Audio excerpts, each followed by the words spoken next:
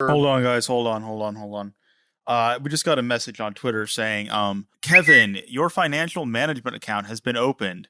Account Y99859, password ABT9938, financial management amount 3.5 million USDT.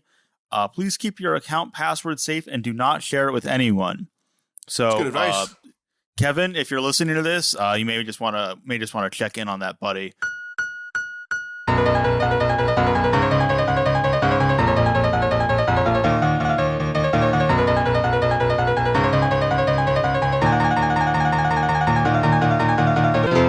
They can't cancel USAID or whatever, USAID. So we gotta keep hold on, pumping out content. Okay, no, Mumi. We can't be getting political on this anime podcast. All right, we know what happened. All right, so listen, John, you are our guest today, but I know that you're known for your hot political takes, but I'm gonna have to ask you to not drag politics into this apolitical anime podcast that may or may not be funded by the Taliban. Me deleting my rant about Ken Akamatsu as you say that. Oh God, there he goes again. Now there he goes again. All right, listen. All right, there's already been one controversy with an anime podcast and politics in the news. By the way, Hassan, if you're listening to this, we'd love to have you on our podcast. Where you have. Does he even watch anime? He liked Orb, so we could bring him on and talk about Orb. Sean Orb? Yeah. Does he call himself an orb head? I think they prefer the term the orbiters. Okay. Orbiters. Yeah, Hassan, if you're listening to this, you have open invite to come on, and you are literally allowed to say whatever the hell you want. We do not give a fuck here at the Weeb Crew. I mean, what's the worst they're gonna do? Complain about it on Twitter with 4 million views and thousands of retweets? Yeah. Makes so much. Does Connor have a blue check mark on Twitter? He probably made so much money off that tweet. Or no, it wasn't a tweet, was it? Or was it like a stream or something that he did? I think it's a stream. He's still making money off that. Oh, goodbye, John. He just left the Discord channel. Welcome back, John. Hello, and welcome to the Weeb Crew. I fucking hate this. I clicked over to see another chat, and I accidentally clicked on Group Watch, and I've done this a million times, and it's you mixed up the Group Watch text channel for the voice channel. Yes. Hello and welcome to the Weeb Crew. I'm your host, Psiotic, and as always, I'm joined by my co-host, Mumi. Hello! And today, we are joined by MercuryFalcon to talk about the most apolitical anime of all time, Gundam. Hello, it's me, John, MercuryFalcon. Oh my God. It's him. Oh my God. That's the guy. That's the guy. That's right. Well, I am one and the same. You are our Gundam expert, all right? You've seen all of Gundam, haven't you? Yeah, like pretty much like every single Gundam. Like okay, maybe excluding Iron-Blooded Orphans. What are you, a fake fan? See, we got the whole. I can't gradient. believe it. We got the whole gradient. This is like size like second Gundam. Basically, yeah. I'm like intermediary in Gundam. I've seen a decent amount. I wouldn't claim to be an expert. Then you got John, who corrects people on YouTube about Gundam. Well, to be fair, you don't need to be that deep in the trenches to point out the corrections I point out. This is true. I could have done it using this thing called Google. Have you guys tried it out? I think it's gonna be taken off. No, that's scary. That's I think hear me out. I think it's gonna be replacing ChatGPT for how people like learn about stuff. Doubt it. I think you're full of shit. I did get called an anime historian on the Giant Robot FM podcast, which is like the nicest thing anyone's ever said to me. That wasn't followed up with a slur. I would say that, well, the way you initially presented that, it's like I got called a Gundam historian as like a pejorative or an insult. I'm just so used to recounting being called pejoratives. But yeah, we all watched the new Gundam. So it is pronounced GQuuuuuuX. That's what they say in the movie, right? Yes, they say it a lot. I don't know how else you're supposed to like look at that and go like, oh yeah, that's clearly supposed to be pronounced GQuuuuuuX. I've fallen into the issue of me and my friends have refer to it as GQuuuuuuX jokingly so much that now it feels weird to call it by its correct name. Oh, it's like it's a nega pussy angler situation. I mean, it feels weird to call it by its real name anyway, because it seems like this like the Mighty Ducks version of Gundam, like the GQuuuuuuX. Well, that's the thing. So I guess like to just get our initial thoughts out of the way, I thought the movie was pretty good. Now, I don't know about you guys, but I had a weird theater experience where before the movie started, they had like a 40-minute Gundam fan film that was playing for some reason, and then the movie started. Did either of you guys have that? Oh, I like went to sleep. I set an alarm on my phone and like I listen. I'm there for Machu, so like I basically told the guy next to me, I was like, hey, when Machu shows up, just wake me up. Well, so I booked my tickets in the theater pretty early, so I got like the center seat, the best seat in the house. And then for some reason, fuck people who do this, by the way. If you're someone who does this, like they just plenty of open seats, and like these two people just decided to book the two seats right next to me, and I'm just like sitting there like looking at them being like, I fucking hate you. They're that's like, me. yeah, they're like, you're going to be the cream in our Oreo. There'll be no one in the theater, and I'll sit right next to the only person that sat in the center, and I'll just stare at them the whole time. Yeah, you still have your sunglasses on too. You're just looking at them. Oh no, you should put on like a suit and sit in the back and look like a federal agent. I'll have like a like one of those old Bluetooth things in my ear where it's like wire coming out. You're glowing in the dark a little bit. Yeah, I thought the movie was pretty good. So I'm not the target audience for the Hideaki Anno gushing over Gundam stuff because I haven't seen the original Gundam. But past that, once the movie actually got started, the story actually starts. I thought it was really good, honestly. See, I feel like I'm in the minority somehow, because like I felt like the part with Char and like the alternate stuff was kind of my favorite part. Oh, interesting. I was like, oh, this is cool. See, I was like that too. I want to say that that's more so because it is playing with expectations that I already had. Because when you think of like what the 1 Year War was, it's clearly like there's a lot of what you'd call fan service, and I mean that like with no cynicism. Right. Oh yeah, no. Yeah. There's a lot of reverence for the material. Yes. Well, it's in line with like the Shin movies Anno has been doing. You know, Shin Godzilla. I keep saying that. Did you steal that from me? No. No, that's a completely original thought. I promise I did not like plagiarize you. Please do not sue this podcast, John. What a standalone complex. Damn. But yeah, no, it is definitely like, you know, respectful, and like it is like literally something for the fans by the fans, essentially. Yeah, especially like on the topic of it feeling like the Shin movies, especially the way it uses the old soundtrack and sound effects. Yeah. Like that's very much like Shin Kamen Rider and Shin Ultraman. Yeah. Especially those are the ones where it's like it really hit. The fact that they're using the old sound effects hits the hardest, I'd say. As opposed to like when Shin Godzilla does it, it's like, well, it's like I've heard other Godzilla movies use those sound effects. So it's, yeah. I feel like it was the scene where the Gundam's like standing up. Like I think if I remember correctly, like the camera angle it takes like makes it kind of look like it was like the Ultraman like growing thing. Oh, I think I vaguely remember that shot in there. It wasn't like just a reference, like the same exact shot or something, but it's just like it was like the way it was framed. I was like, damn, this reminds me of that for some reason. I don't know if I remember if it's that exact scene though, but yeah, the amount of attention to detail in that first like 20 minutes is kind of insane. It's actually like 40 minutes. It is. I know that's is it 40 minutes? A lot of people keep like saying, "Oh, a lot of people keep saying, "Oh, there's a 20-minute opening," and I was like, that was like over half an hour. That was my thing. It's like I was watching it and I was like, oh, okay, this will be like a 10-minute opening scene, and Char gets the RX-78 or whatever. No, that's a cool concept. That's funny.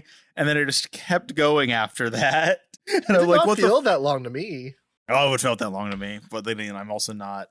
I'm not the target demographic for that whole thing. So it's just kind of like, all right, I'll sit through this. I'm sure it'll be over soon. 30 minutes later. Yeah, it didn't feel long to me in a sense of I don't like this, but it did feel long in that when it started, I did think it was just going to be like a 10-minute prologue, and then when it keeps going, I'm like, oh, looking at my watch, like, oh, okay, I was also thinking about it in like the context that like this movie was like advertised as being like this is like the first 3 episodes of the show, and I think what they mean by that is like, so the Hideaki Anno Gundam alt history YouTube video stuff is like an episode 0 type of thing, and then we got episodes 1 and 2 proper of like the GQuuuuuuX show. Yeah, and Witch from Mercury did that too, where they had an episode 0. So that makes sense. It did feel like at least the Witch from Mercury prologue, it did feel like it was just 1 episode. This did feel longer than a standard episode, but I don't know if they've announced when GQuuuuuuX is airing on TV, and I wonder if it's not going to be on TV, and that's why it has a non-standard length of runtime. Yeah, so it was like literally just announced, like this is like date when we're recording this. Spoilers, it's the day before this podcast episode goes up. I guess it's coming out on Amazon Prime globally, except for Japan. I don't know what they're doing with Japan specifically, but hey, guys, that's where you can go watch it on Amazon Prime. Use the code Weeb Crew to get a 10% discount on your 1-month subscription to Amazon Prime. We're not sponsored by. We're not sponsored by Amazon Prime. Don't have a code. Jeff, if you want to come on and talk about anime with us, open invite. Come on and say whatever the hell you want. Who? Jeff Bezos. Oh, okay. Yeah, I call him Jeff. Yeah. We go back. That's like me and the Toys R Us giraffe were like that too. So were you not big then on like the second half of the movie, like the actual like story? It's not that I'm not big on it. I feel like there's a lot more to like get into with the first bit because it's using the original series as a jumping off point. So basically every change it does is like, oh, that's an interesting implication. That's something interesting that it's doing. Yeah. And is setting up like the foundation, whereas like the following 2 episodes. That is true. So when I say like the actual story, by the way, it's not like this episode 0 thing is completely unrelated. It does set up this like alternate UC timeline that GQuuuuuuX is taking place in. Yeah. Cause like, I think it was from the trailers, people like kind of were able to determine that this takes place in the universe where Zeon won a war, but they didn't know if it was that 1 year war or if it was like a new war or like a war after that, if it took place in the Universal Century. It did play in Japanese theaters like before us. So it was like revealed online. Like I did go in knowing this is where Char gets the Gundam and wins the 1 year war. Yeah. I mean, that was spoiled, but like with the trailer, I think it wasn't like very clear. Yeah. Which I mean, so I guess I don't fully understand the context of it. It is technically a victory, even though like the Federation is not defeated. It's more like Zeon gets independence, essentially. Yeah, the Federation is practically defeated, really. Their presence in space is gone. Like the whole setup of Gundam is like Earth fucking sucks, but only like rich people can live there. But they send people into space so that they can bring resources back because the Earth is like kind of depleted of resources. Okay. And so while acting like they get the planet, like, because they're all the rich fucks who kicked all the poor people off, they're getting resources from the people working in space in the colonies. And then Zeon, that's like the whole like ambiguity of Gundam essentially is like Zeon is this authoritarian movement that comes forth because they're like, hey, why are we sending, it essentially is like an authoritarian version of the fucking like American colonies or something, right? It's like, why are we sending resources to the fucking Earth when they kicked us off? Fucking, we're gonna do our own imperialism, guys. Yeah, so them getting like not having any presence in space just totally fucks the Earth Federation essentially. Okay. So like, yeah, they're not quote unquote defeated. They're still around, but like they're pretty ineffectual at this point. And then GQuuuuuuX technically takes place in not the Principality of Zeon or the Federation. It's like some third party. So in space there are many colonies. There's they have clusters of colonies called sides. So there's tons of colonies in space. Zeon is just the farthest colony from the Earth called Side 3. Okay. And this one is which side? Is this Side 5? Side 6. Side 6. Okay. Right, because there is a Side 6 character who shows up later that I was very happy to see. Yeah, for context for people that don't know Gundam, Side 6 is the colony that Mobile Suit Gundam 0080 War in the Pocket takes place in. It's the neutral colony. Yeah, I've heard people be confused where they're like, why are these Zeon people like fighting each other? It's like, no. So Side 6 is like neutral, independent. Zeon recognizes their independence. They're a different neighborhood. I get you. Yeah, it's like when they go to Side 6 in the original show, all of the mobile suits have to put tape over their guns and weapons, and they basically tell them if the tape on these mobile suits is broken, you committed a war crime. Yeah. It's interesting. I didn't know that. So, see, this is why it's important for me to be here, not know anything. So you two can then exposit stuff to me, and then by proxy, the audience. Well, it's some of the most interesting stuff about Gundam is the world, like the world building specifically. Mm-hmm. This is the shit that you can get like really sweaty into. Oh, people already typing up comments to like correct minor errors. Oh, well, most definitely. I'm not a fucking Gundam. Like I said, I'm the intermediate here. So if we're like the first half then because it gives you a little bit more to like chew on in terms of like what it's doing different. Whereas like when you get to like the Tsurumaki and Okido stuff, it's like it's not really toying with that idea of like tweaking stuff about the original show. So there's not really a lot as much going, like there's some stuff going on, but like obviously it's like the first 2 episodes of who fucking knows how long it's going to be. It's going to be like 24 episodes for all we know. It's going to be 50 episodes, baby. We're kicking it old school. No, it's probably I would wish 2 core. But I mean, it's 2 episodes, like it's like 2 fights essentially. There's some cool stuff going on. Like there's some references to characters. We get some like interesting like tidbits dropped here and there. Like it's the setup essentially. Yeah. Whereas like all the stuff that I am interested in talking about is basically from the first 40 minutes outside of like the first 40 minutes is like it's like a complete, it works as a standalone story as well, even though it is kind of like abbreviated. But I don't know how well it works as a standalone thing, because like if you don't know Gundam, it's just kind of like, what the fuck is going on? Well, that's the thing. Yeah. Like here's the thing: when I saw the mass-produced Big Zoms, I went, "Oh shit!" Sai, do you even know what that means? I was gonna ask, what the fuck is a Big Zom? What the fuck are Monica Lewinsky particles?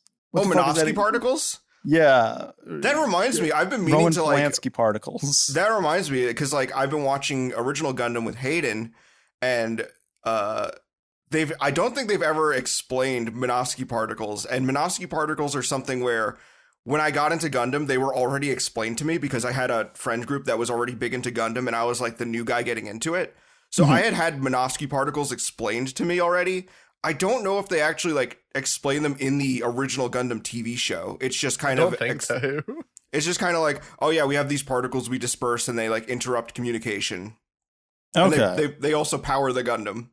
Oh, okay. So yeah, they're just like Legend Galactic Heroes uses like a similar kind of thing, doesn't it? It uses like gamma particles or something like that, which they're like explosive, so that's why they have to use like swords and stuff. Axes. Battle axes. Well, that was something I was like wondering while watching this. They keep saying the word MAV, and I'm like, what the fuck is a MAV? So that's not from Gundam. That's a new word. That's what I was wondering, because then they later on explain it, and I'm like, oh, that's interesting how like they incorporated that, because they keep saying it in like a nonchalant way without ever explaining what it means until like towards the end of the movie where the guy explains what a MAV is and why it exists. So that's not something from the original series at all? No. So that's part of like the whole reverence of material. Like I don't know if that's an Anno thing or not, but that just feels like an Anno thing where he's just like watching Gundam and he's just like, well, if they just teamed up and had like 2 battle cells, I mean, that would circumvent the problems we're having with this. It's like that's sort of like there's a lot of that, because like the whole beginning sequence, right? is the first episode of not the full beginning sequence, but that first like scene, right? Mm-hmm. Is from the first episode, except one character, Jean, is replaced by Char, because in the original series it's just 3 green Zaku's that go down. Their names are Jean, Slender, and Denim. They are named for pants. Oh, God bless you, Tomino. So they go down, and then Jean's like, "Oh, I'm gonna make a name for myself," and just starts like blasting indiscriminately. Yes. And he's like, Char wouldn't pass up an opportunity to make a name for himself. And so it's interesting when Char goes down, because like it's literally the same, like down to like the fucking Zaku hitting like that weird arm in the airlock, and like hitting that happens exactly in the original series. Okay. So down to even like those details. But then Char is like, "Oh, I'm not gonna pass up making a name for myself." But where he and Jean kind of differ, because Jean's like, they reference like his mobile suits being like repaired, right? Yeah. So where him and Jean differ is like he doesn't just start blowing shit up indiscriminately. So like you see some differences because of that, right? So since Char's not just like blowing shit up, and he's not like killing people, like because like Jean blew up one of the prototype mechs or whatever they had, where Char sees it and is like, "Yeah, don't blow that up." And he goes and looks at it, and that ends up being the Gundam. In the series, it wasn't the Gundam, but in here it is. Okay. And so, and he also doesn't end up killing the pilots and stuff, because he's not just blowing shit up. He's just blowing up like the resources and stuff. Mm-hmm. It's interesting because like the Gundam feels like it's got a lot of like Xeon stuff going, because like I think when Char's like first piloting it, he's like, "Oh, this is the same balancing system as the Zaku," which I don't think they ever referenced anything like that in the original. So I think it could be that like it feels like the way it's set up is you're supposed to feel like, oh, it's diverging from this one singular point, because Jean Zaku was out of commission, so Char went down instead of Jean. I mean, obviously it most definitely diverges way before that, because the Gundam's much different. But I feel like the implication might be the Xeon like mechanics. Maybe more of them were going to the Federation, which is why you have more like Xeon technology in the new Gundam, and why maybe Jean's Zaku was out of commission because there was less mechanics. I don't know. You thought way harder about that than I did. That's like insane. I don't know if that's like what they're implying, but like the fact that they like do all this shit, you're like, huh, is this like some like, because like it is supposed to be like a butterfly effect, where it's like one little change affects the war dramatically. But I wonder if the actual like butterfly wing flap starts before the series, because like obviously it has to, because the Gundam's different. Yeah, like I don't know. I don't know if that's necessarily intentional. I think that those could just be natural aesthetic changes, where it's like, let's not, aesthetically it looks different, but like maybe it could.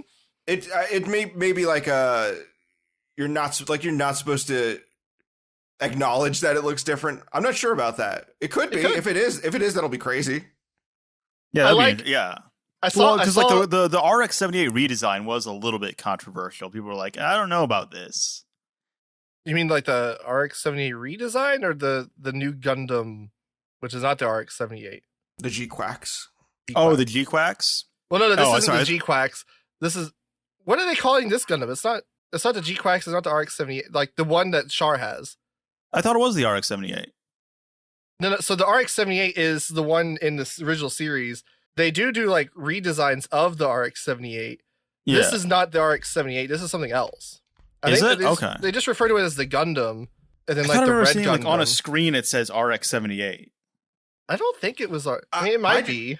I just looked it up, and it does look like it's RX-78. Like, also known as White Gundam.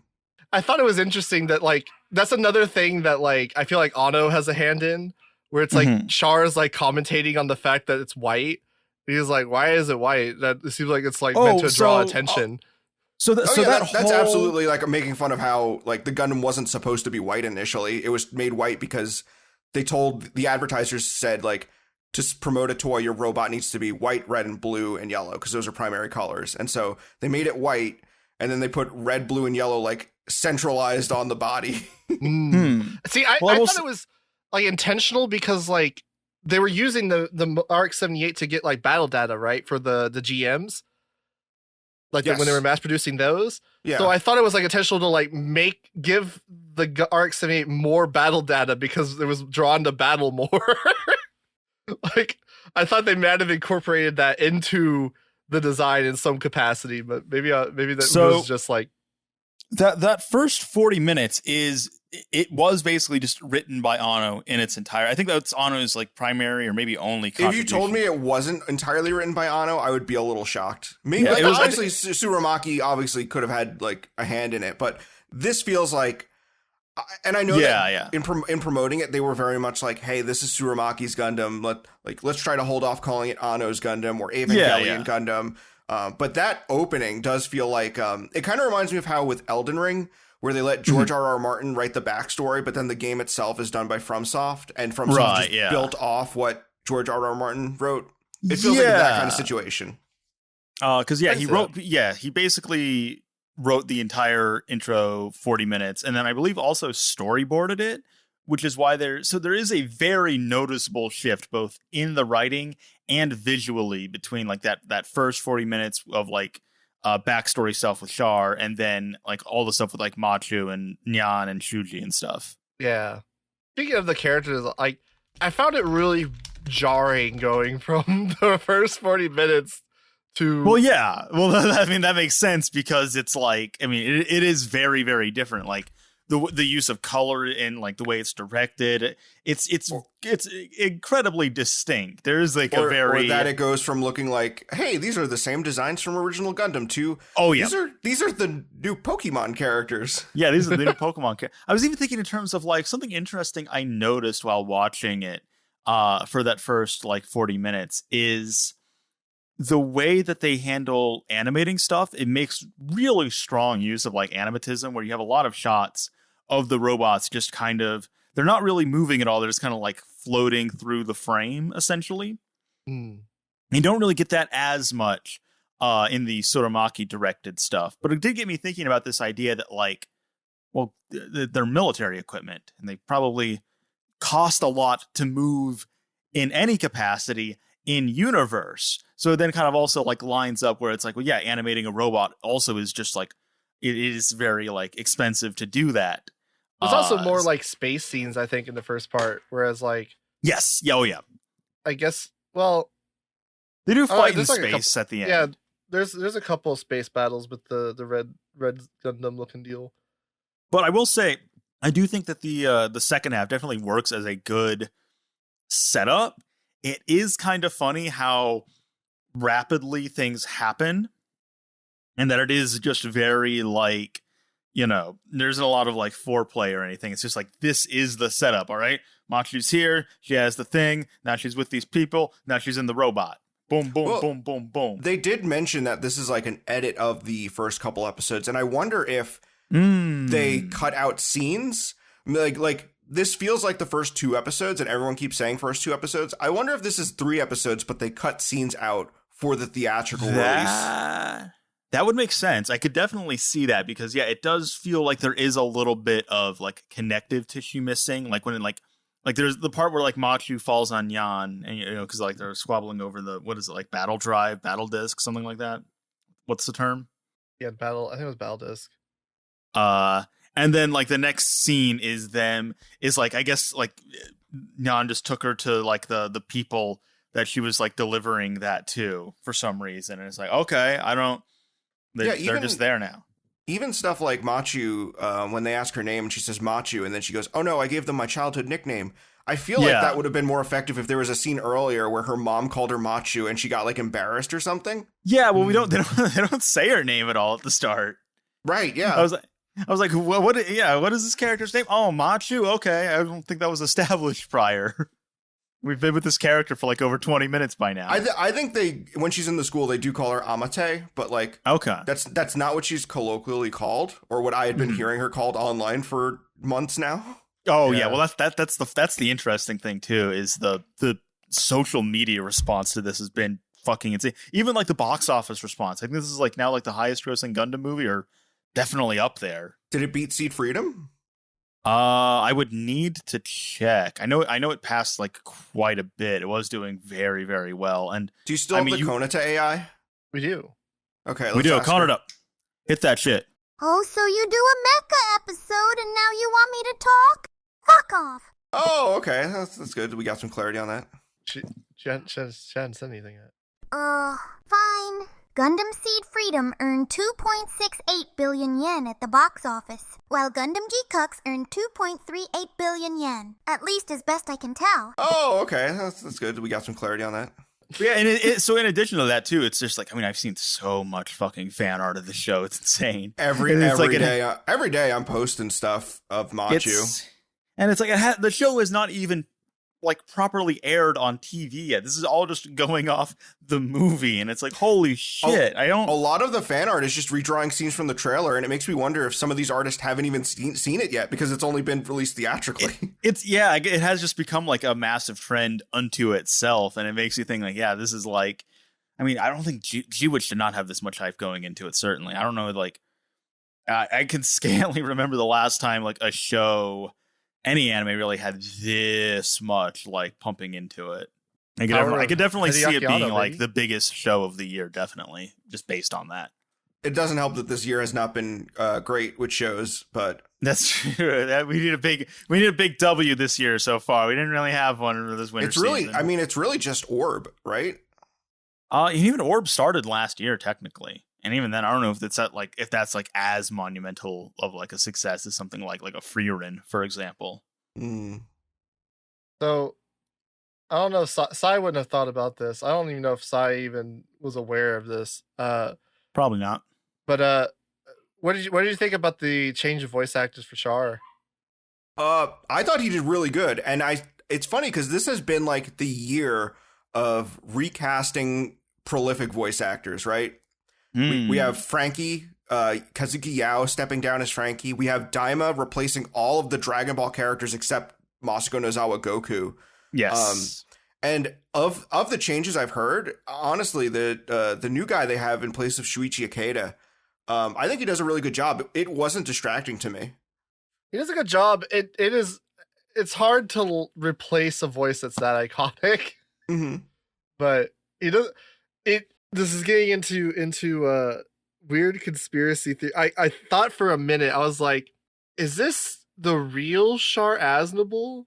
And when I say that, I mean like, is this not Casval, but is this like actual Char Aznable?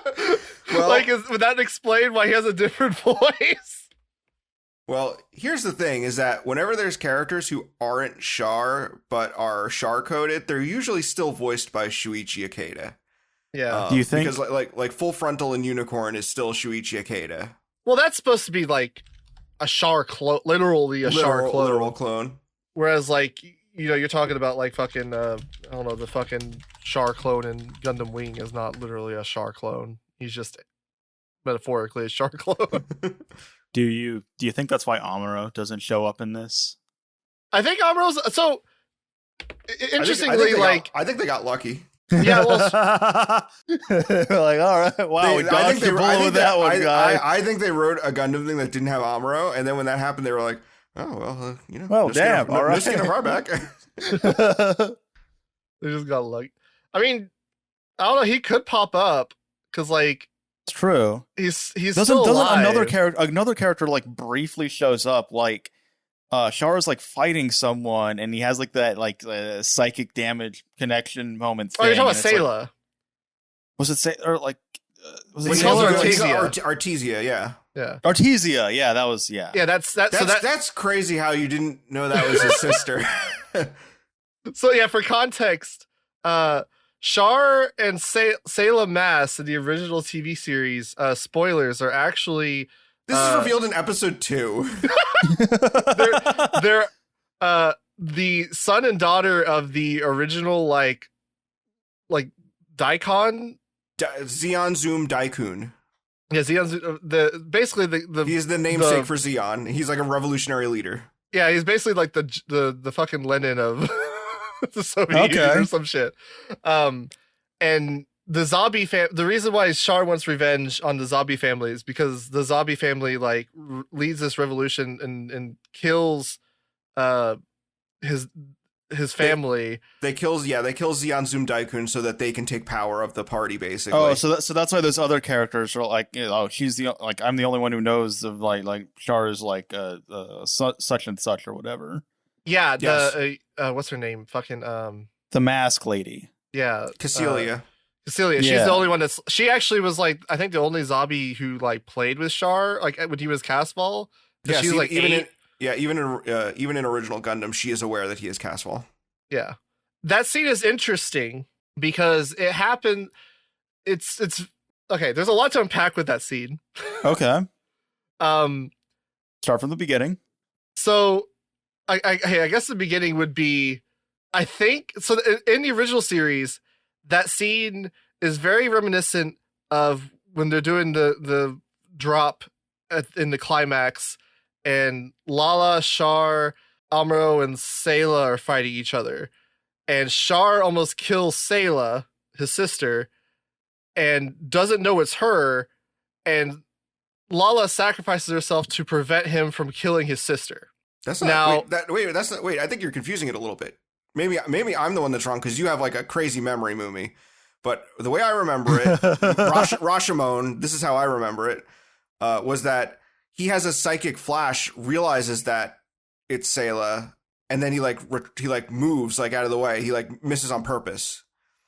The Lala one is she jumps in front of him for Amuro goes to attack him, and Lala jumps in front, right? Oh yeah, no, you're right. You're right. Yeah. Are you gaslighting me? No, you're right. That's what I said. Okay. So it is that she because Amuro, I remembered Amuro does kill Lala. Yeah, you're right. So, but I mean, the point is like Lala prevents him from killing Sayla in the original one, and so here they have that like new type moment, and like you hear like someone's voice, and like there's kind of like a weird like silhouette by Sayla. Yeah, and so it's almost like it happens again, and I'm not really sure what the implication is, because I think in the original series they kind of imply like Lala's like transcendent in some way. I know in like extended material, I've never read it. I just like came across it because I was like, was she like transcendent in some way? I looked it up and it was like, yeah, in the Light of Life Chronicles, you see it establishes that Lala like sees like alternate timelines at one point or something. So I'm like, okay. Yeah, that's the thing. Again, that's even like a thing in Zeta. The catchphrase of Zeta is you will see the tears of time. Right. Or the tears of time. No, but so yeah, like Lala is established at least in like alternate, like extended universe material that she sees like alternate universes or whatever. I don't know if it is implying that the original timeline's Lala is like impacting, witnessing or like preventing, like kind of impacting the timeline events, or if this universe's Lala was in the bits that Char has. I don't think. Well, Char wouldn't have met Lala in this universe, right? He doesn't. Yeah, he doesn't know who Lala is. So okay. As you're ignoring the Gundam origin retcon, because like that retcon's where he met Lala before. Hold on, guys. Hold on. We just got a message on Twitter saying, Kevin, your financial management account has been opened. Account Y99859, password ABT9938, financial management amount 3.5 million USDT. Please keep your account password safe and do not share it with anyone. So, that's good advice. Kevin, if you're listening to this, you may just want to check in on that, buddy. You want to keep your money safe, although it looks like it's in tether, so you may be to fucked. Go back a little bit. Sai, do you know who Lala is? Is Lala the little girl? She's a girl. I wouldn't call her little necessarily. Okay, but she's not like the little girl with like the red cowboy boots. No? What? Who? The little are you talking about lolly Sayla? running around? Are you talking about Sayla from the origin? Oh no, you're talking about we were watching the show with Hayden and there was a little fucking lolly running around. He's talking about the girl with the bow. That's Kika. Yeah, Kika. That's Kika Kobayashi. Yeah, the progenitor of all lollies. And the answer is no. I don't know who that fucking is. So Lala is an Indian girl that Char meets. And she is like the most powerful new type in the Gundam universe. Oh, okay. And when she dies, she basically transcends existence, and her consciousness still like exists throughout space. And even in Zeta Gundam, it's even suggested that Amuro avoided going into space after original Gundam because he's afraid he'll make contact with Lala's ghost. Okay. Yeah, Gundam gets pretty crazy.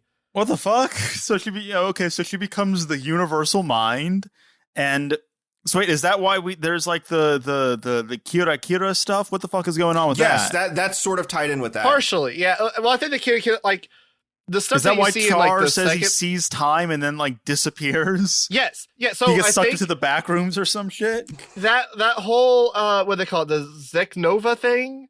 I think that is in part because of Lala. Again, I don't know if it's because of this universe's Lala or the original universe's Lala. It could be either. This universe's Lala could be dead, because like she was like part of Zeon's military or whatever, like force, but they were just using her for. Yeah, the Flanagan Institute was like testing her as like it was her and Shalia Bull were the potential pilots for the Elmeth, and then Shalia Bull in the original universe, unfortunately got murdered, heartlessly. Yeah, so she could, because like the whole thing with like those little pods that like fly around. This is for you, Sai. Yeah, yes. She could be those. She could just be like essentially dead. Like she's alive, but like when those things get destroyed, she'd be dead or whatever. So she could be those. I feel like if they wanted to integrate Lala into the story, they would have made some even like passing reference to her, though. It feels weird that they wouldn't like. I mean, she's there. I mean, there's that silhouette that kind of looks like could be her, but it also could just look like a shadow version of Sayla. It so could be. I think I want to see it in theaters again, just because I want to watch it knowing that. I think because you keep hearing someone's voice, and I'm pretty sure it's supposed to be Sayla, and then Char's like, "Who are you?" So he's like implying he doesn't know who Sayla is, or not Sayla, sorry, Lala. He's implying he doesn't know who Lala is because he's never met her in this timeline. Which is, I was going to say originally, I was like, man, watching Gundam the Origin leading up to this would be kind of go hard, and then like I'm like, oh no, it wouldn't, because it just doesn't make sense, because Anno is like, the Origin's not canon to the original series. Anno is, I respect Anno's like basically him going, I like original Gundam and Char's counterattack, and those are the only ones that we need to talk about in this room. Kind of based. This is all this is all reminding me a bit of Twin Peaks. I can see that. Yeah. They talk about like the dream in the red room and shit like that. Yeah. Just weird. Twin Peaks is when weird stuff happens. All right. It intuitively makes sense to me because like the new type stuff is basically just like psychic emotion shit. It's Lala's wheelhouse. And like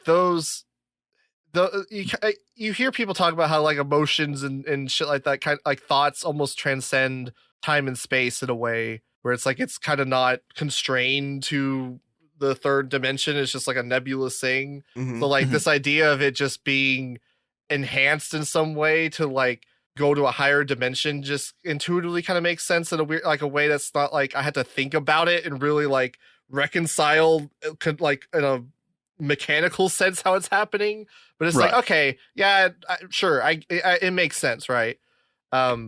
Which is interesting. It feels like it's taking that concept for GQuuuuuuX and is kind of like taking it in an interesting direction, because like it feels like that's the focus of like that whole Zeknova thing, is like they're almost like it's almost like turning into Tang and Ava or something, where they're like, yo, I saw these like fucking baller colors. Like, we need to go back.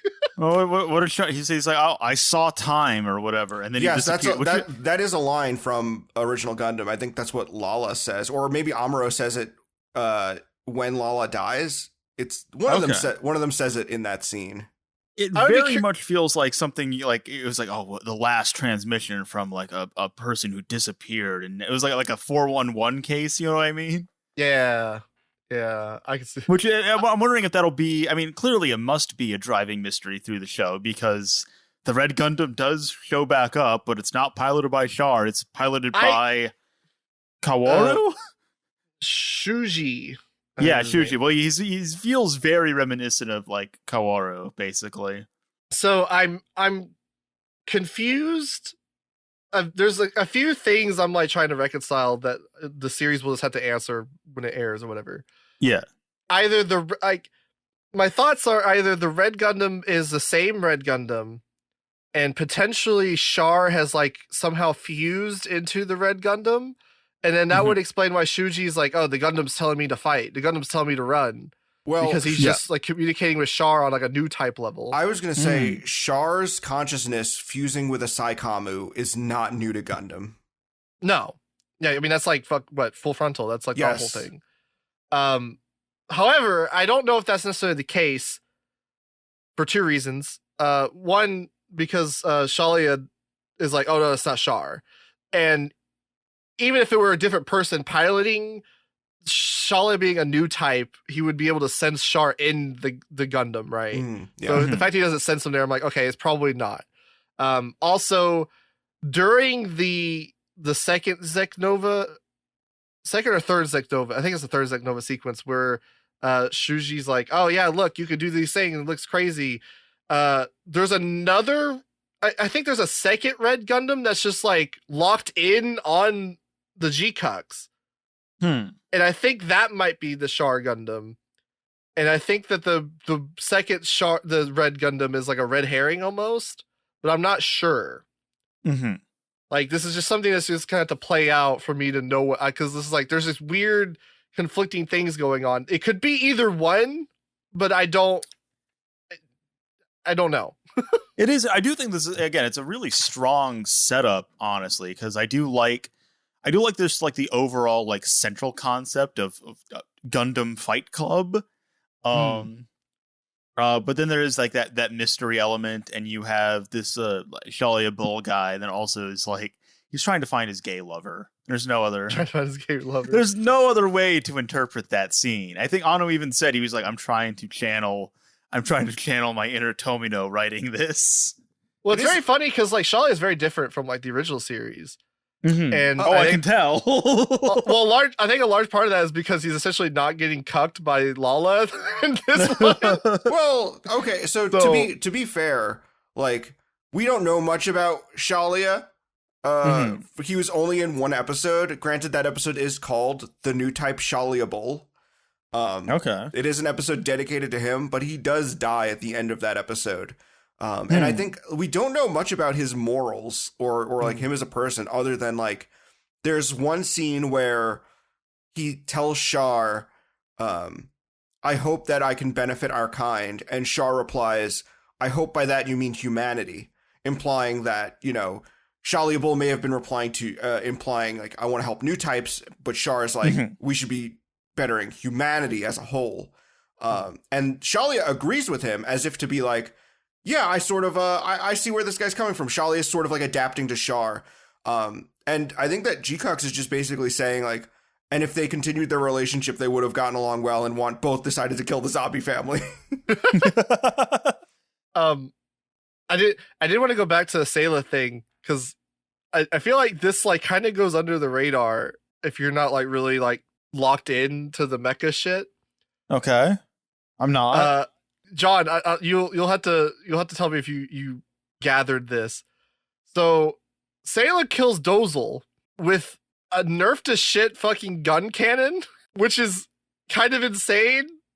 Like an insane implication, because like Dozel was like pretty hard for Amuro to kill in the Gundam, the RX-78, and Sayla's doing it in like a shitty mass-produced, like not even as good as the fucking mass-produced mechs that they had in the original.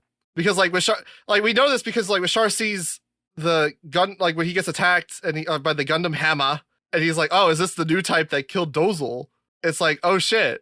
So somehow she killed Dozel with this shitty mech, is able to basically like hold, like, I mean, Char kind of mogs her with the new mech. Like, I feel like it's like establishing this like weird like power scale, because like it's leading into like the Zeknova thing where it's like Char is essentially like, I don't know if he's gotten as strong as like Amuro and Char in like the Char's counterattack movie, but he's gotten like gone way over with the power scaling of like the original Gundam, where he's like, because I feel like Sayla might even be stronger than Amuro. That could absolutely be the case. I wouldn't be surprised if Sayla is like the Amuro. I mean, she basically is the Amuro of that universe. Where, but she's like in that scene, she's basically taking the role that Amuro had. Well, I thought that was when Amuro was going to show up. Amuro was only drafted into the military because of he jumped in the Gundam. So if he doesn't get in the Gundam, he's not in the military. Okay. Same with Hayato. Hayato wouldn't be in the military. There's a couple characters from original Gundam that wouldn't be involved in the story because Amuro didn't steal the Gundam. All this is to say, when we were watching Gundam, and I was like, why don't they just have Sayla pilot the RX-78 if Amuro's gonna be a little bitch about it? I feel like I've been validated. I think that Otto probably thought that as well. You're right. Me and Otto are on the same wavelength, because I had to mention it because I remember we were watching that episode. I'm just like, why don't they just get Sayla the pilot? And you're like, oh no, because she tried to steal the mech. And I'm like, okay, she did try. So I did make that argument. She did try to steal the robot earlier. But then even earlier in the show, she's actually like really sneaky. Like Bright is asking her questions and she's like, do I have to answer? And he's like, oh, I'm sorry. So like she is being a little sneaky rat there. There was an interesting implication with that Zeknova thing where it's like, because that happens, Char never technically betrays the zombies. Right. So I wonder if that's going to have any kind of implication in the series. I suspect that the goal of Shalia Bull is to kill Cecilia Zabi. That's the mask lady, right? Yes. Yeah. See, I only know her because I've seen the scene at the end of Gundam where Char like insta-gibs her, like they're playing Quake. Oh yeah, I mean that's literally the ending. Yeah, where he has like the the rocket launcher just blows her the fuck up. I'm sorry, I didn't get that Easter egg you dropped, but now when you described it as the final scene, yes, I know what you mean. Oh, see, that's what I thought. I was like, oh, he jumps and he's like, oh fuck, they're just like playing Quake. What's even great is that it's not in the movie version, but in the TV version, it's cut really well where Char just sees a guy dying, and the guy just goes, take care of Lady Cecilia for me. And he goes, don't worry, I will. And then he flies up and shoots I'll take care of her, all right, that fucking bitch. The movie puts so much time between that it doesn't have an impact. The way the TV series does it is pretty great. I do wonder if Lala is alive. I feel like it'd be interesting if they, because I feel like that's like a question that's almost brought up by the series. Because like that's a big plot point when Amuro and Lala like confront each other. Is they're like, oh, they're basically like destined to meet and so like it's heavily implied romantically. Yeah. But like Lala's like, oh, we met too late, and Amuro's like, we met too early. Such as life, such as meetings or whatever the fuck. And so it's like this tragedy because like they just didn't meet at the right time. Mm-hmm. So I wonder if like this will explore that in any way, because like now Amuro is like not a pilot and fighting people, and Lala could be still alive. Maybe, I don't know. She might be dead. She could be alive, but yeah. I mean, I guess it is on the table. Maybe they didn't get as lucky as they thought, and Amuro is in the series. I mean, I guess Toru Furuya has stepped down from acting, so he inevitably would be recast. Yeah, I mean, Amuro is alive for sure. Yes, like the fucking Haros are still around, and that was a I was gonna specifically an Amuro thing. I was gonna say, yeah, only the origin I think changes it to make it so that Haro was like, they do a fucking C-3PO where it's like they do the reverse of C-3PO where like in original Gundam Amuro made Haro, and then in Zeta they're like, oh, we mass produced Haro toys because it's iconic to Amuro, who was a hero of the 1 Year War. I feel like the origin is like Haros are mass produced toys and Amuro just made his own, and it's like, well, that makes it less special. Yeah, fuck that. Fuck the origin. The origin not good. I like the origin, but there are things in it that frustrate me. Okay. The origin is good. It's just it gets overrated. I feel like sometimes it's one of those that like fucking Snob was one of these people that like was like, oh, retro always wins, and then he puts like Gundam the Origin because he didn't have the balls to put 079 or whatever. No, put the original Gundam. Put the original Gundam. I like the original Gundam. What the fuck's wrong with the original Gundam? It's a good show. Put it on there. I hate when people say like, despite it being old, it's actually pretty good. It's like, yeah, old, what does that mean? Old movies can't be good. You know, it's almost like they go in with an expectation of, it's going to be old, so it's going to be stupid. It's old. It's going to be boring. It's going to be people talking. It's like, come on, the same year as like a Kage no An. And like, Future Boy Conan came out like a year prior. There's good anime from the 70s. The fuck you mean? There's a lot of good anime in the 70s. Fucking yeah. The Green Gables. Joe. You brought up the first half using the original soundtrack. Something that stood out to me is the soundtrack for the second half is awesome. I really like that soundtrack. Tsurumaki has like a good just ear for music, it seems. I mean, have you guys seen Fooly Cooly? It's a good example of that. No, what is that? Fooly Cooly? Yeah, well, that was actually something else I was thinking of is like Fooly Cooly is a nonsense name, and seemingly so is GQuuuuuuX, because when they get the mecha and they get inside, they're like, what the fuck is, like, the mecha is named GQuuuuuuX, and they're like, what the fuck is, it must be a placeholder name or something. How are you even meant to say that? You know what a quacks is, right? Oh, no? It's the sound a duck makes. Oh, right. No. Oh, okay. So, what? A quacks spelled QUUUX is a placeholder in programming language. But why? I've never heard anyone bring that up. Nobody? Okay. Nope. I mean, so that explains part of it. I don't understand why they're spelling it like that. They're spelling it with 6 U's. Because Gundam has 6 letters. You're literally blowing my mind. You shouldn't be allowed to do this. It's a placeholder Gundam. It's okay. That's insane that you did that. Wow, that's crazy, dude. It's the turn A. Like turn A is like all encompassing Gundam or whatever. This is very much the same. It's the placeholder Gundam. Okay, so that explains that mystery. I thought y'all might have known what a quack was. No, we're not fucking. Listen, all right. Contrary to like this whole fucking discussion, this whole podcast, I'm not a fucking nerd. All right, you honestly, fucking pencil pushing, Poindexter glasses wearing dweeb. Honestly, not knowing what a quacks is the biggest nerd move. There's no. Shut the fuck up. You shut your goddamn. But yeah, I'm curious where the series is going to go. Yeah, because go. Yeah. I was gonna say, I feel like there's an implication that the GQuuuuuuX is piloting itself a lot. Yeah, well, it's either that or it's Machu's psychic energy doing it. I feel like, I don't know if they're going. I mean, it would make sense coming from the team that did Evangelion that there's people living in the Gundams piloting. I mean, literally the last Gundam did that. Yeah. Like I'm not saying it's unique to Gundam or unique to Ava. Gundam's never done it before or whatever. But it would make sense that Khara would then go take that route to do that. I don't know how much, because there's like a lot of callbacks and stuff to like Gundam series in general. Like we talked about Side 6 and like War in the Pocket. I don't know if you remember the whole like Are You in a Hurry thing that the Zeon informants did. Because like that's the passphrase that they're doing here, and that's a callback to like the original Gundam series where like Zeon informants would be like, "Oh, are you in a hurry?"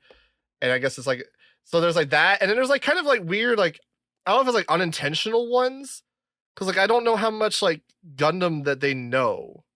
You know, like I don't know how many Gundam they're like really like it. I don't know if they watched Witch from Mercury or if like. Yeah, because I believe this was in development actually at the same time, so I don't think Witch from Mercury would have influenced it. Yeah, okay. I feel like it's just one of those things where like Gundam is like so massive that there's like you just have overlapping elements where you're like, it's pretty similar to this one. I wonder if that's on purpose. And It's actually just incidental because there's ultimately only so many things you can do with Gundam. A main one, like a big one that I thought of was like the train station where we are introduced to Nyan and Machu, when it's like the whole like ruckus is going on. I could have been the only person. I like 100% thought that it was going to be like that scene with like Camille. Oh yeah, Jared. Machu. I thought I heard a girl's name. I literally thought, I was like, oh, is Camille gonna show up? That's gonna be cool. And then like it's just like fucking Nyan. I was like, oh, Sai, do you know? That's weird. Sai, do you know that iconic scene? What? Do you know that iconic scene from Zeta Gundam? Where the entire war gets started because an autistic kid got misgendered.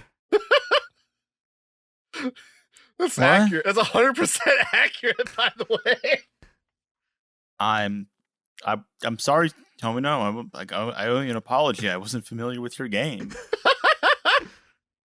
Yeah, one of the opening scenes of Zeta, Camille's like getting on a train and run. I forget. He's trying to like get on. He's trying to get on the train, and then Fa is like, he's trying to find someone, and then Fa is like, Camille, you'll never find him, Camille.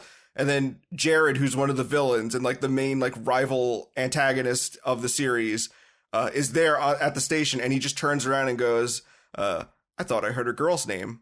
Surprise, it's a boy. And then Camille, it just like zooms in on Camille, and it just goes, and then they start a fight. Yeah. Oh, okay. Then they start fighting, and that leads and then he charges at him, and he's like, Camille is a perfectly fine name for a boy.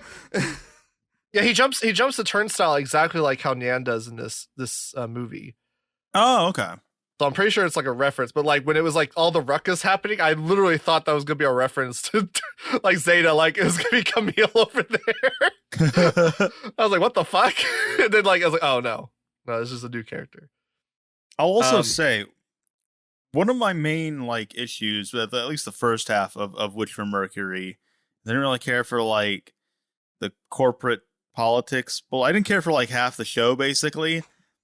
This doesn't really have that problem for me, honestly. Like there are like still political elements, but I like how they're handled quite a bit better. I think that quite a bit more. I think that Witch from Mercury sort of conglomerizes its villains. So like you don't have like a single entity that's doing something. They'll always be like, and this is this group, and this is that group, and then there's a coven of witches over here.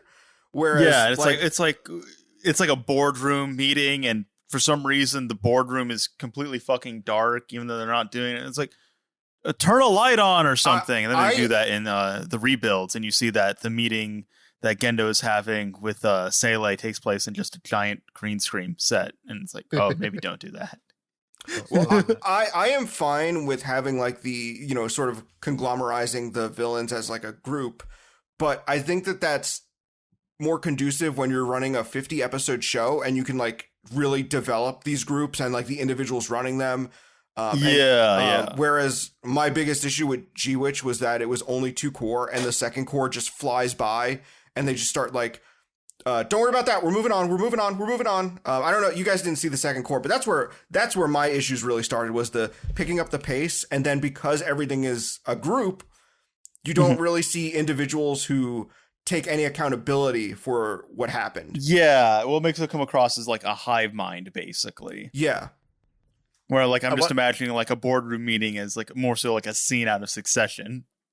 I watched the first episode of the second core, and I was just like kind of lost because like immediately just is disconnected from the first part. I hate the second. I actually liked the second core, the first core a lot. I remember on Mal I rated it like core 1 8 out of 10, core 2 4 out of 10. Damn. I was like, I use this expression a lot, where as I was watching it, I was basically Homer Simpson chasing the pig down the river, where he's like, it's just a little wet, it's still good. And it wasn't until the final episode that I was like, oh okay, you just gave up. Like, the copium ran out, basically. Yeah, they didn't resolve anything. The Coven of Witches just like got away, which is like, okay, that wasn't a joke. They just kind of got away, and they were drinking tea. The only person, her mother, who was like the main antagonist and is going to commit a massive like genocide, gets to live. She's in a wheelchair, but she gets to live like a fairly peaceful life. She's just in a wheelchair. It's like, she tried to kill a lot of people. There's nothing worse than being crippled and in a wheelchair. All right. If she gets to live in a wheelchair with her gay daughter, it's like, I don't know how that's like. Is she like punished somehow?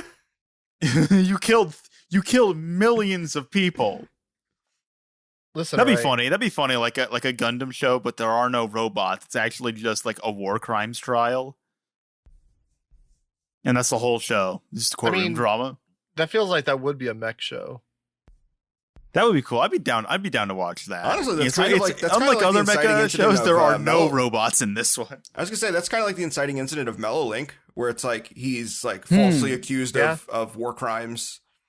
It's not focused on that though. I guess not. Right? Yeah, it's not. No, what I want is like, you know how like the last like third of the B movie takes place in a court. I want that. Yeah, but it's robots. I'm always thinking about how B movie should have been a mecha anime.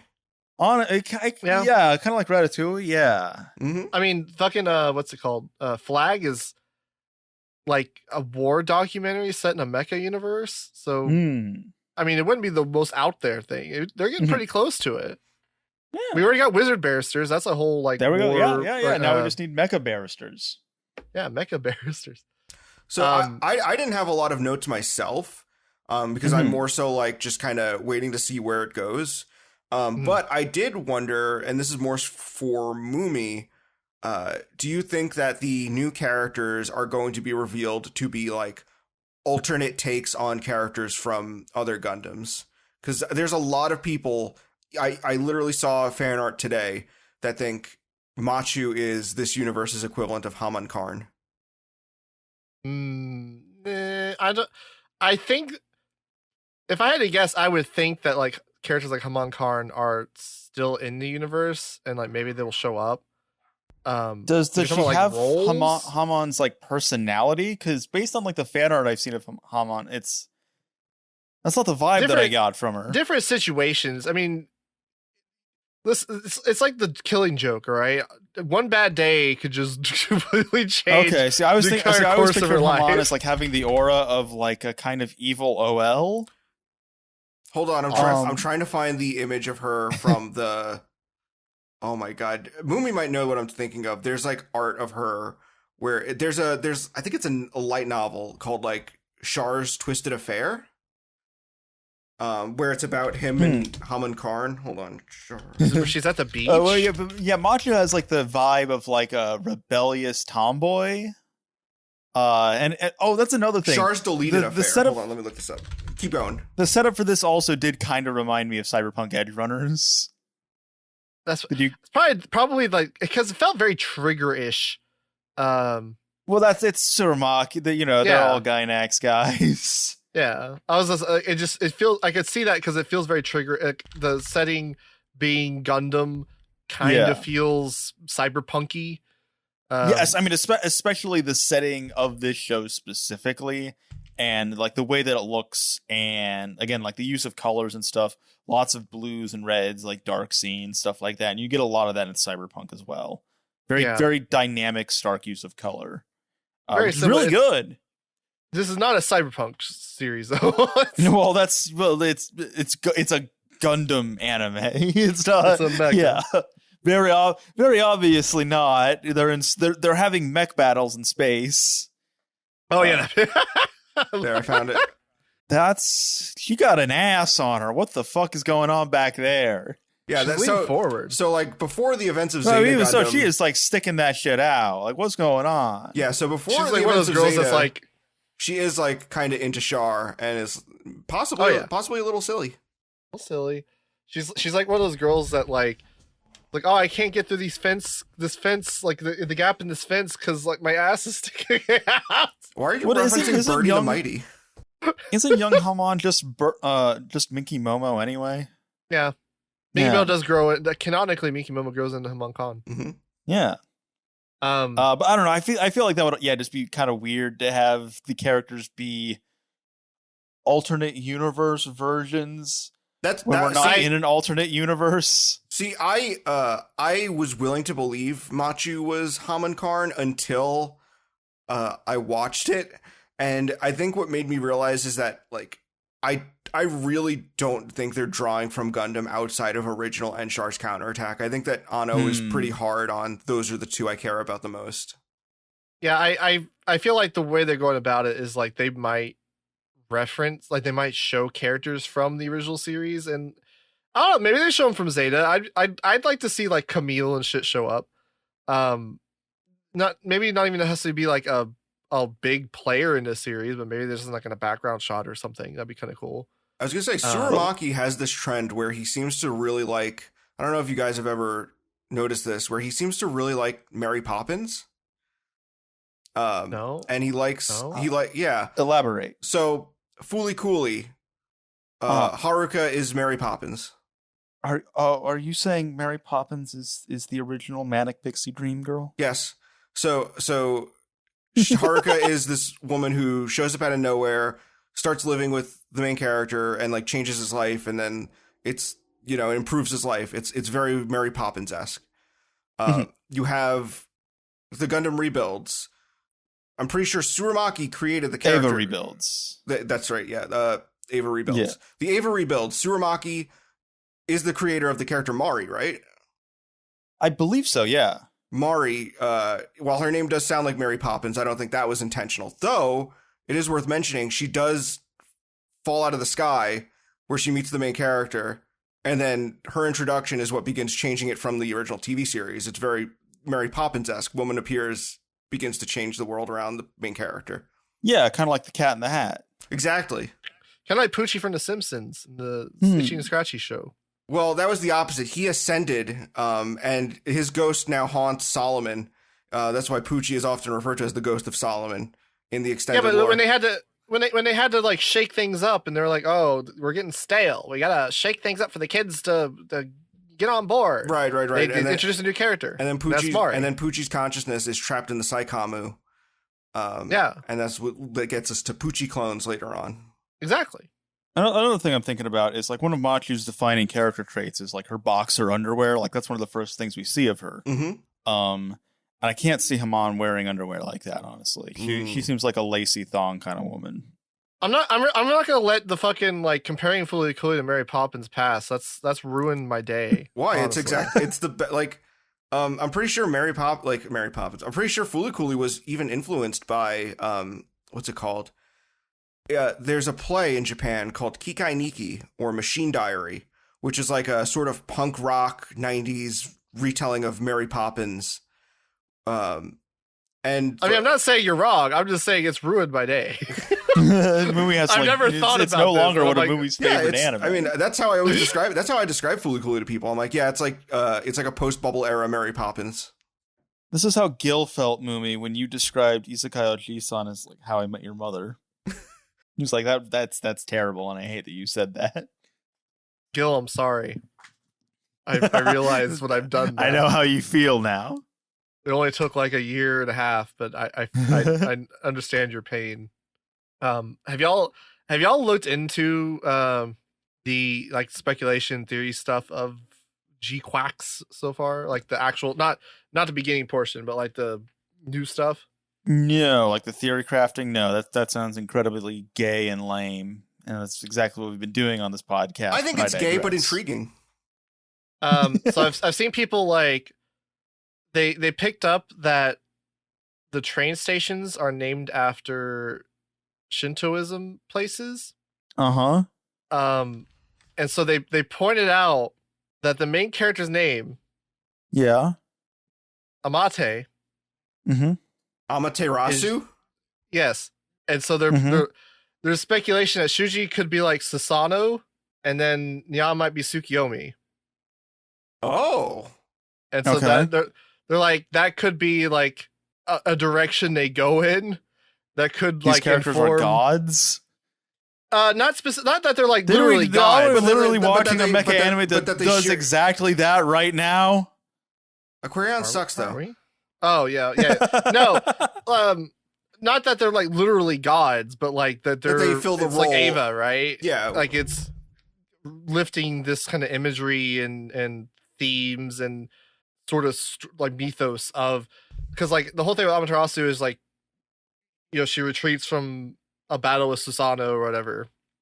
And so like people are like, oh, that could be like foreshadowing that Shuji might betray Amate, and then she like retreats and stuff like that. And like they're kind of there's some speculation in that regard that's kind of interesting. Obviously there's not a lot to go on. It's literally just the station names are named after some Shinto places. And her name is Amate, which is just Amaterasu cut in half, essentially, which is very similar. Do we even know? Like, this is like me playing Higurashi and being like, wait a minute, her name is Frederica. Frederica. Oh my god. This is like when I figured out that, have I told you about To Love Ru? Like the name? No. I had a friend that was like studying Japanese. I was like, so what is this? What does to love Ru mean? Like, to love what? And he's like, oh, Ru doesn't mean anything. That's just a character. That's just a character. It's not a word. It's just a character. It's just like putting like A or B at the end. It's like to love C or something, right? And I'm like, yeah, but why is it called to love Ru? And like, I thought about this for way too long. And I was like, wait a minute. How they pronounce it? How would you? Because like I thought about this because of Love Lab specifically. Because when in Love Lab they're like, oh, it's because we are Rabu, and I was like, wait a minute.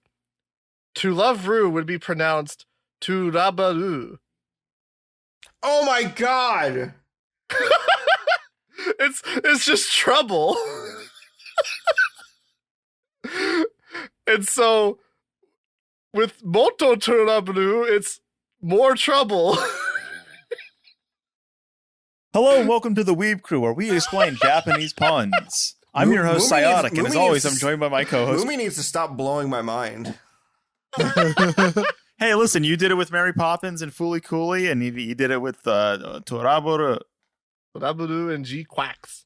Personally, I'm all in favor of returning to the naming conventions of Gundam, where it's like some weird, deeper meaning that has to do with some scientific or engineering term. I'm tired of Gundam Wing and Witch from Mercury. Yeah, no, Turn A fucking goes so hard because it's like the Turn A is a symbol in like mathematics, but then it's also like it also has this idea of like Turn A, so you're turning something upside down, you're like changing it around, but then also it ties in with like the theme of like returning, because it's like return to A, return to the beginning, and it's like how there's cycles, like how it's like it is a cycle of the universal century, and it is also all encompassing. Right, it is the breath of the wild of Gundam that is fusing the timelines together. Dude, it's just like Twin Peaks. Just like Twin Peaks. Yeah, GQuuuuuuX. I don't know if it's like. It could literally just be like it's a placeholder so that it's hiding that it's like Gundam or something, like a Gundam series, and it's just not.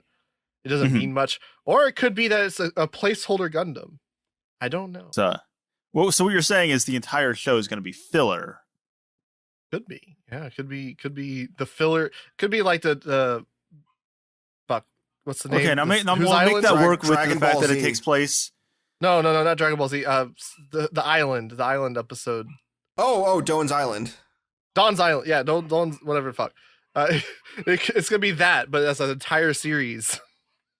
Okay, so make that work then with the fact that this takes place not in the Universal Century timeline technically, but in an alternate version of it. Right. You mean the AUC? So it's a placeholder. So it's a placeholder, but it's an alternative. What am I making that work with? So you're trying. So it's GQuuuuuuX, all right. So it's a placeholder, but it's in an alternative timeline. What does that mean? I mean, come on, smart guy, answer me. The GQuuuuuuX could just be referring to the Gundam itself. It's not necessarily. I mean, it is a placeholder. But they titled the show that. Right. Well, it's named after the Gundam. Like the Turn A was named after the Gundam. Mumi, it sounds like you're engaging in some anti-intellectualism right now by not answering my very specific inquiry for this show that we have like 2 episodes worth of information on. Yeah, I don't know how to help you. I'm sorry. I do like that they acknowledge in universe that it is just like, what the fuck does that mean? What does that mean? I don't know, I'm cautiously optimistic. It's the same team that put it's Enikido and Tsurumaki. They made your favorite anime. Yeah, and they also made like Diebuster. Diebuster's great. What the fuck are you doing? Are you engaging in it's anti-Diebuster discourse right now? I'm gonna Diebuster? fucking kill. It's not my favorite anime. Okay, but you admit it's I like freaking, Diebuster more than you admit that it's Gunbuster. freaking That's sweet, right? It's good. I don't know if I'd say freaking. I like it. Okay, well, okay. Yeah, that's so my let's imagine you're Peter Griffin. How would you describe Diebuster? I like Gunbuster more, but Diebuster's cool. If imagine I like you're Diebuster ignoring more than me. Gunbuster. Imagine you're Peter Griffin. What do you think of Diebuster?